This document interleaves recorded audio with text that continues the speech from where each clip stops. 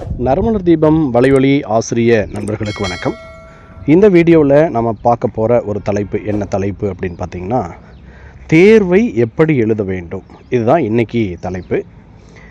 பொதுவாகவே நம்ம ஒரு டெஸ்ட் வைக்கிறோம் அப்படின்னு சொன்னால், அது சிறு சிறு தலைப்பாக இருக்கக்கூடிய டெஸ்ட்டாக இருந்தாலும் சரி, யூனிட் டெஸ்ட்டாக இருந்தாலும் சரி, அல்லது ஃபுல் டெஸ்ட்டாக இருந்தாலும் சரி, நம்ம மக்கள்கிட்ட இருக்கக்கூடிய ஒரு பெரிய குறை என்ன அப்படின்னா, ஒரு கூகுள் ஃபார்ம் போடுறோம் அப்படின்னாக்கா ஒரு 20 நிமிடத்திற்குள்ளாக டக்குன்னு என்ன செய்கிறாங்க அப்படின்னா, 4 ஆன்சரில் ஒரு ஆன்சரை கிளிக் பண்ணி சப்மிட் பண்ணிவிட்டு என்னோடய மார்க் இது தான் அப்படின்னு சப்மிட் பண்ணிவிட்டு போயிட்டே இருக்காங்க. இது தேர்வு எழுதுகிற முறையா அப்படின்னு பார்த்தா நிச்சயமாக இல்லை. ஏன்னா ஒரு 150 கேள்விகளுக்கு 3 மணி நேரம் டிஆர்பியில் டைம் கொடுக்குறாங்க. 3 மணி நேரம் கொடுக்குற அந்த டிஆர்பியில் 150 கேள்விகளுக்கே 3 மணி நேரம் கொடுக்குறாங்க. ஆனால் அதே 150 கேள்விகளை 25 நிமிடங்களில் நம்ம கூகுள் ஃபார்மில் சப்மிட் பண்ணிட்டு போகிறோம். இந்த தேர்வின் மூலமாக நம்ம என்ன கற்றுக்கிறோம் அப்படின்னு ஒரு நிமிடம் நின்று நிதானித்து யோசித்து பார்த்துருக்குறோமா அப்படின்னா நிச்சயமாக ஒரு பெரிய கேள்விக்குறி தான். அதே போல் 50 மதிப்பெண்கள் கொண்ட கூகுள் ஃபார்ம் டெஸ்ட் வைக்கிறோம். டெஸ்ட்டு வச்ச அடுத்த 20வது நிமிடத்தில் 25வது நிமிடத்தில் உடனே மார்க் போடுறாங்க. ஒரு கேள்வியை எப்படி அணுகணும், ஒரு கேள்வி எங்கிருந்து கேட்கப்பட்டிருக்கிறது, இது எந்த அலகிலிருந்து கேட்கப்பட்டிருக்கிறது, இந்த வரிசையின்படி இது எந்த இடத்துலேருந்து வர வேண்டிய வினா, அல்லது நேரடியான வினாவா அல்லது மறைமுகமாக கேட்கப்பட்ட வினாவா, இதில் கொடுக்கப்பட்டிருக்கக்கூடிய 4 விடைகளில் எது நம்மை குழப்புவதற்காக ஏற்படுத்தப்பட்ட அந்த 2 ஆப்ஷன், ரொம்ப கடினமான 2 ஆப்ஷன் அப்படின்றது எது, இந்த 4 ஆப்ஷனில் 2 விடைகளை எப்படி நம்ம ஒதுக்குறோம், மீதம் இருக்கக்கூடிய குழப்பத்தை ஏற்படுத்தக்கூடிய இந்த 2 விடைகளில் ஒரு விடையை எப்படி தேர்ந்தெடுக்கிறோம். இதுக்கெல்லாம் நிச்சயமாக நமக்கு நிறைய நேரம் தேவைப்படும்.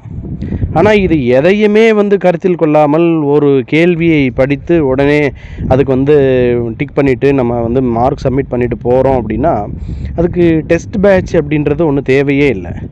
தேர்வு என்பது எதற்காக அப்படின்னு சொன்னால், நம்மிடம் ஏற்படக்கூடிய தவறுகளை நாம் எந்த வகையிலும் கடைசி நேரத்தில் டிஆர்பியினுடைய தேர்வு அறையில் போய் உட்கார்ந்து கொண்டு அவசரப்பட்டு விடக்கூடாது. ஏதாவது தேவையில்லாதவற்றை தொட்டுவிடக்கூடாது. தவறான விடைகளை தேர்வு செய்யக்கூடாது. கேள்வியை சரியாக படிக்காமல் ஒரு விடையை தொடக்கூடாது. எப்படிப்பட்ட சூழ்நிலையில் ஒரு கேள்வியை அணுக வேண்டும், இது எந்த அலகிலிருந்து கேட்கப்பட்ட கேள்வி, இந்த கேள்வியினுடைய சாராம்சம் எந்த புத்தகத்திலிருந்து வந்திருக்கிறது, எந்த புத்தகத்தில் நாம் இதை படித்திருக்கிறோம், இந்த கேள்வியினுடைய நேரடி விஷயம் என்ன, அதிலிருந்து எப்படி மறைமுகமாக இந்த கேள்வியை கேட்டிருக்கிறார்கள், இப்படி பல வகையான கேள்விகளை மனதிற்குள்ளாக உள்வாக்கி அதற்கு பிறகுதான் நாம் என்ன செய்ய வேண்டும் என்றால் விடையளிக்க வேண்டும். அப்படி விடை அளிக்க தவறுகிறீர்கள் என்று சொன்னால் அதற்கு பிரதிபலன் என்ன அப்படின்னா, தேர்வு எழுதிட்டு வெளியில் வந்ததுக்கப்புறம் தெரிஞ்சே 10 கொஷின் அட்டன் பண்ணேன், தெரிஞ்சே 15 கொஷின் தப்பு பண்ணிட்டேன், எனக்கு தெரிஞ்சே 7 கொஷின் தப்பு பண்ணிட்டேன் அப்படின்றவங்க தான் ரொம்ப அதிகமாக இருக்காங்க. 90% மக்கள் என்ன செய்கிறாங்கன்னா, நல்லா படிக்கிறாங்க, நல்லா தயார் பண்ணுறாங்க, ஆனால் தேர்வு எழுதுவதில் மட்டும் அவர்கள் அக்கறை காட்டுவது இல்லை. தேர்வை எப்படி எழுத வேண்டும் என்பதற்காகவே நான் ஒரு வீடியோவை போட வேண்டிய அவசியம் ஏன்னா உங்களுக்கு புரிஞ்சிருக்கும் என்னன்னு சொல்லிட்டு.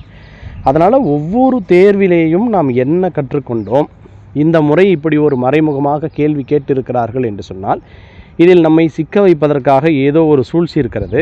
இந்த சூழ்ச்சியிலிருந்து எப்படி விடுபட வேண்டும் என்கிற பாடம் நமக்கு தெரிந்திருக்க வேண்டும். அந்த பாடம் தெரியவில்லை என்றால் அந்த தேர்வு எழுதுவதே வீண் தானே.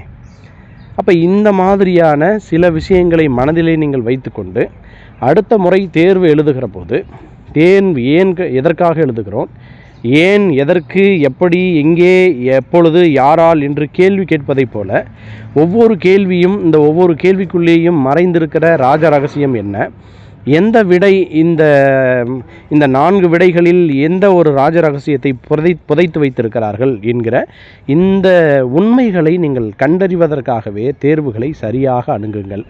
தேர்வு அணுகாமல் நீங்கள் எவ்வளவு பெரிய படிப்பாளியாக இருந்தாலும் டிஆர்பியினுடைய தேர்வறைக்கு போகிற போது அங்கே உங்களுக்கு மிகப்பெரிய ஏமாற்றம்தான் மிஞ்சும் அப்படின்றதுல மாற்று கருத்தில்லை. அதனால் என்ன செய்யுங்க அப்படின்னா, தேர்வை சரியாக எழுதுங்கள், சரியான நேரத்தோடு எழுதுங்கள். ஒரு 50 மதிப்பெண் உடைய ஒரு தேர்வை நான் பதிவிடுகிறேன் என்று சொன்னால் நீங்கள் அதற்கு குறைஞ்சபட்சம் ஒரு மணி நேரம் நீங்கள் செலவு செய்ய வேண்டும். ஆனால் 20 நிமிடங்களிலே நீங்கள் ஒரு 50 கேள்விகளை எழுதுகிறீர்கள் என்று சொன்னால் இந்த மதிப்பெண்களை எப்படி எடுத்துக்கொள்வது? அதனால் 1 மணி நேரம் நிச்சயமாக, ஏனென்றால் நமக்கு 150 கேள்விகளுக்கு 3 மணி நேரம் கொடுக்கிறார்கள். அப்படின்னா நமக்கு 50 கேள்விகளுக்கு 1 மணி நேரம் நாம் எடுத்துக்கொள்ள வேண்டும் தானே.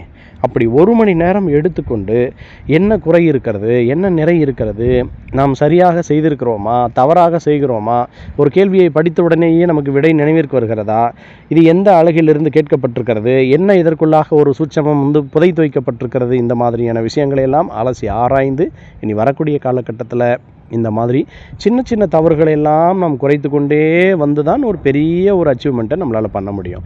அதனால் தேர்வுகளை இனி வரக்கூடிய காலகட்டங்களில் ஆசிரியர் சொந்தங்களே இப்படி அணுகுங்கள், நான் சொன்னது போல் அணுகுங்கள். நிச்சயமாக உங்களிடம் வெற்றி கைமேல் பலன் கிடைக்கும். உங்களுடைய வெற்றி உங்களிடம் இருக்கிறது, வேறு யாரிடமும் இல்லை. அதனால் இப்படி தயாராகுங்கள். அனைவருக்கும் வாழ்த்துக்கள்.